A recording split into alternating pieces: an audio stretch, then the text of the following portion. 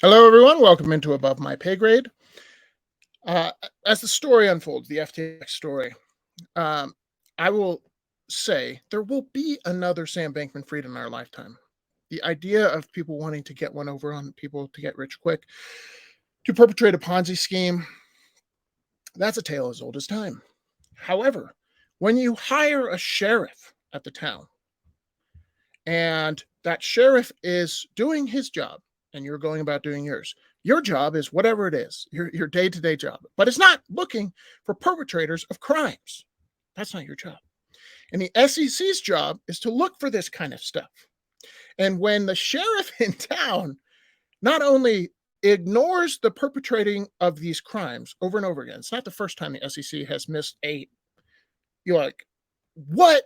Something so obvious like the Sam Bankman-Fried thing. It's not the first time. But also the SEC helped to legitimize this business. They helped to legitimize it. Okay, so not only did they miss it, they helped legitimize it. One might think, why do you need a sheriff if the sheriff is making it worse? And that's kind of my contention. Like, why do we have the SEC if they suck so bad at their job? They could be bought, they could be manipulated, yada, yada, yada. Because the free market is who found out and revealed what was going on with Sam Bankman-Fried's books.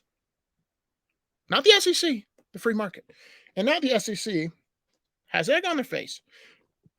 Again, not the first time. So let's take a look at this article here from Fortune magazine.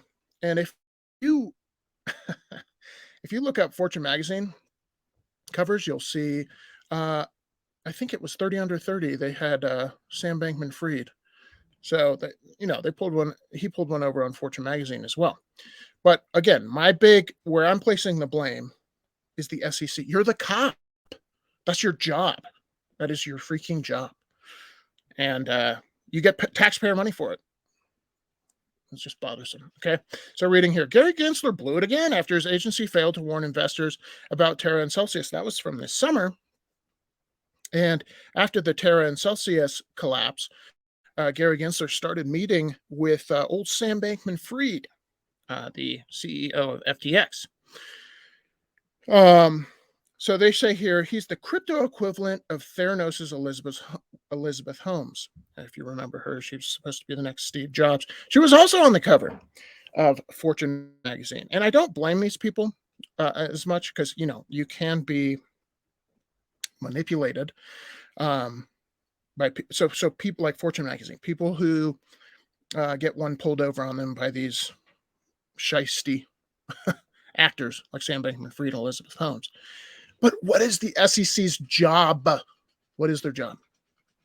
Okay, their job is to be skeptical, right? Not to become BFFs with these people. Okay, the problem is that the cop on the beat, Gensler, not only failed to spot the crime. What's your job again? He appeared set to go along with a legislative strategy that would have given Sam Bankman-Fried a regulatory moat that made him king of the U.S. market. So not only do these three-letter agencies suck at their job, you see people like at the Federal Reserve, you see people in Congress doing insider trading, and you're like, methinks that you might have ulterior motives at the SEC, just like at these other institutions, other than protecting the U.S. consumer. Is there something else going on? Because he's giving a regulatory moat to this guy that he didn't even look into. Okay. According to Washington insiders I spoke with, the reason behind Sam Bankman-Fried's decision this summer to obtain control over BlockFi was to benefit the troubled crypto lender's recent settlement with the SEC. So the SEC started looking into BlockFi, and then Sam Bankman-Fried bought BlockFi to have the SEC extend the amnesty that they extend to FTX. So, but why does FTX get special treatment? One might think that is somewhat odd, just from a 10,000-foot view. One exchange gets special treatment while the other ones have to follow the rule of law made by the SEC. Okay. Congressman Tom Emmer tweeted out the other day, Gary Gensler runs to the media while reports to my office allege that he was helping Sam Bankman-Fried and FTX work on legal loopholes to obtain a regulatory monopoly. The free market will figure it out. This when we have this distorted system where the most successful thing you can do as a business is be as close to the printer in Washington as possible. How is that a free market? And so these people buddy up with regulatory agencies so they can write rules that prevent competition. It's gross, it's disgusting, and these people at the SEC should be held to account, in my humble opinion. Gensler is a former campaign finance chair to Hillary Clinton, or a former campaign finance chair to Hillary Clinton, is of course not the only prominent Democrat who may have been willing to flex his influence on behalf of FTX. Sam Bankman-Fried, you may recall, is one of the biggest donors to President Biden. While his parents, Sam Bankman-Fried's parents, both Stanford law professors, have ties to the party as well. His mother, Barbara Fried, leads a group called Mind the Gap that helps raise Silicon Valley cash for Democrats, while his father, Joseph Bankman, drafted tax legislation for the powerful Senator Elizabeth Warren. And he doesn't mention it in this article, but Caroline Ellison, if you remember yesterday, Sam Bankman-Fried and Caroline Ellison used to date. Okay, Caroline Ellison is the head of Alameda Research. And this is why it's so disgusting, right? Look up Caroline Ellison, look up what she was saying, and you think to yourself, 5 minutes of research, I would say, this seems a little odd that this girl is the head of Alameda Research, and the way she's talking means I don't think she has any expertise in this industry. And she's given billions of dollars of customer. What is going on? This doesn't make any sense. And in your daily life, that's not your job. In Gary Gensler's life, that's his job. And he, didn't see it coming. But Caroline Ellison, the head of Alameda Research, former girlfriend of Sam Bankman-Fried and avid Harry Potter fan, her father works at MIT. Who else used to work at MIT? Gary Gensler. So Caroline Ellison's father is Gary Gensler's former boss. Yet another thread to pull on. It's gross. Okay. So we continue.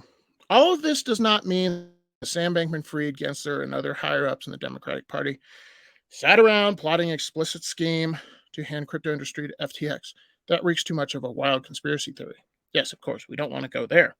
Wild conspiracy theories are the way they shut people down. But I have a prediction. This goes, I think it goes deep. Based off where the money was going. Why is FTX involved in Ukraine? There's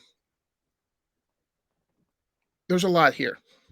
I think it's going to die on the vine. I think it's one of those stories that's going to kind of get buried. And again, like I think the free market will find out, just like the free market found out about FTX.